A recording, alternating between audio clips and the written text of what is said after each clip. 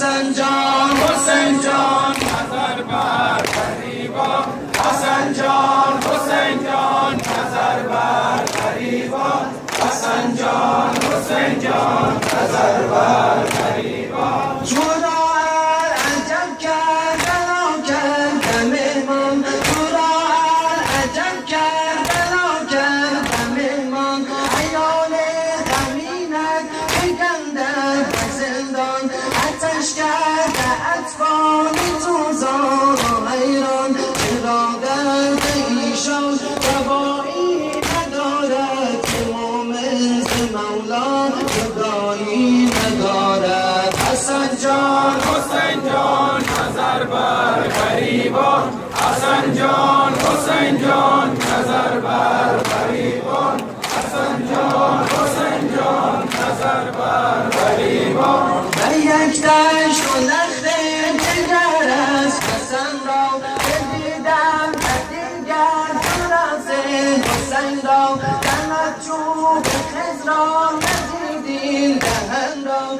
الهی الها چرا من نمیرم از این روز زینب رهایی ندارد حسن جان حسین جان نظر بر غریبان حسن جان حسین جان نظر بر غریبان حسن جان حسین جان نظر بر غریبان ز یک سو نداری برادر علم داد و یک سو فتادر علیل توتم داد به خود دست و قافه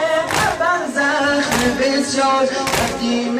حسین گشت تنوها سرایت به گفتار تو زینب در این قوم بدین حسن جان حسین جان نظر بر غریبان حسن جان حسین جان نظر بر غریبان حسن جان حسین جان نظر بر غریبان ز یک سو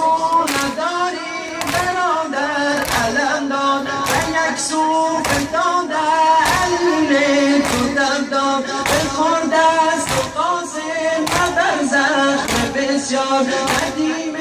حزین گشت ندانم چی آید ز بر سر ما ندانم چی آید ز بر سر ما که اکنون حسینم شفایی ندارد حسن جان حسین جان نظر بر غریبان حسن جان حسین جان نظر بر غریبان حسن جان حسین جان نظر بر غریبان خاتم انبیا محمد مصطفی سلام